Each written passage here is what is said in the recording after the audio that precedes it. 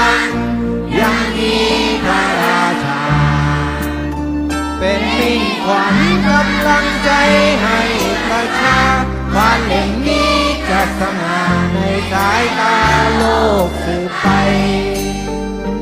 คำสัญญาจากต้นกล้าของแผ่นดินจะเกิดไว้ด้วยชีวิตคือสามสิ่งที่ยิ่งใหญ่ชาติศาสตร์กษัตริย์เปรียบได้ดังลมหายใจเราทั้งของจะป้องไว้หากมีใครคิดย่ำยีต้นกล้านี้จะไม่มีกลายพันธุ์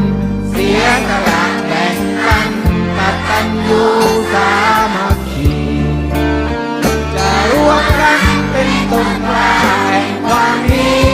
แต่แผ่นดินนี้ใต้บารมีพระราชา